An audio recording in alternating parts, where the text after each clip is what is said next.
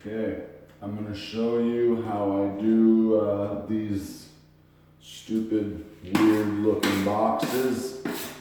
First thing I do is I fill up my bucket, my pan, and I'm just going to do these by hand because there's not a lot of them. There's probably like 5 of them, and the tube does make a big mess. I like to use it for stuff I can't reach. This is so short, like, see, look, I can touch the ceiling here. So I can do this almost faster by hand and cleaner. That's what we gotta remember. So right now I'm just gonna try to scrape off any loose stuff, okay? And the leg is always 1/2 inch short from the bottom, so I'll do that one last, all right, because I could adjust it the easiest.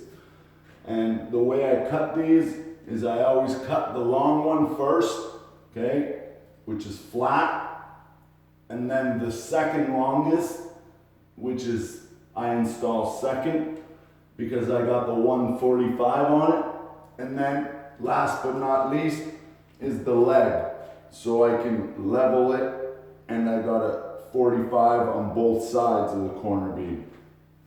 Now, I pre-cut all of these about 1/8 of an inch short, give or take, so there's a wiggle room to adjust without having to bring my snips every time.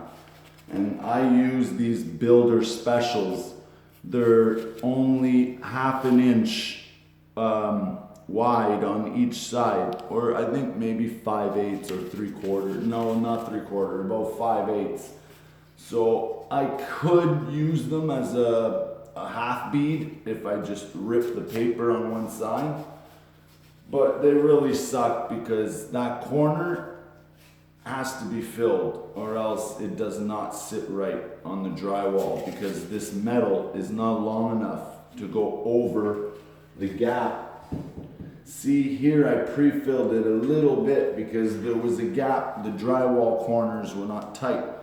With a bigger metal or like a straight flex or no coat or even ultra wides like from Trimtex and stuff.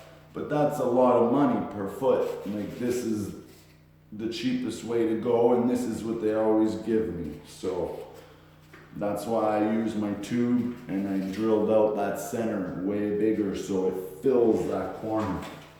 All right, so the first thing I do is I just muck it up, the whole thing, load it, okay? I just load it all.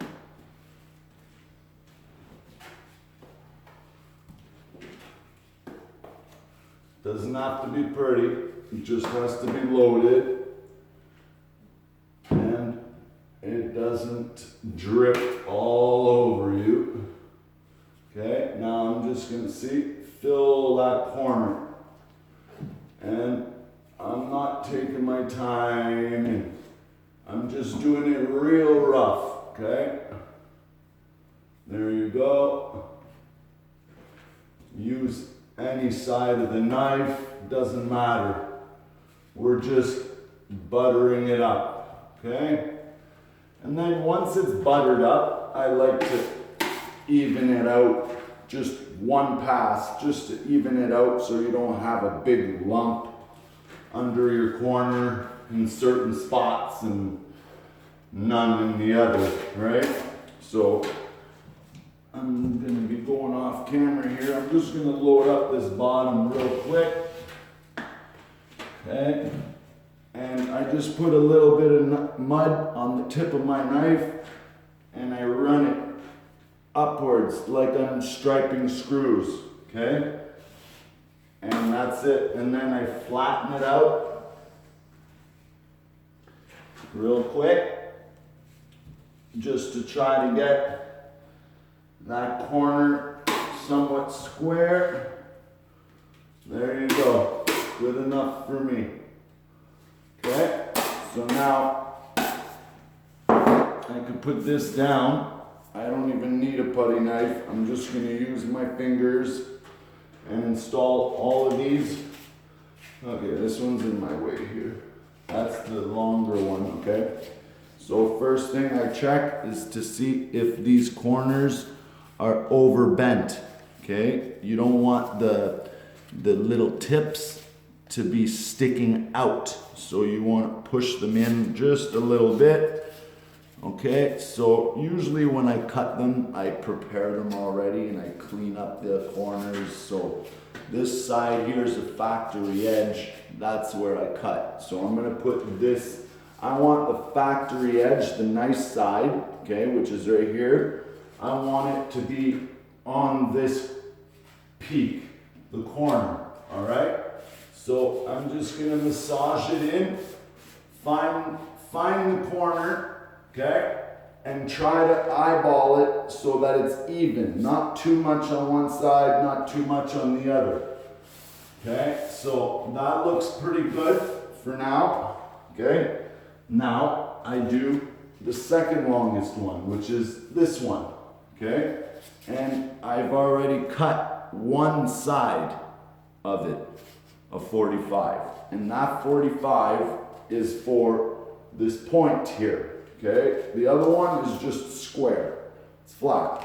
So I make sure there's no pieces of metal that are bent out, okay? And now I take some of the mud, okay, and I put it on top of this corner, the one that I've already installed, okay? I want this corner to stick to that one. And there you go.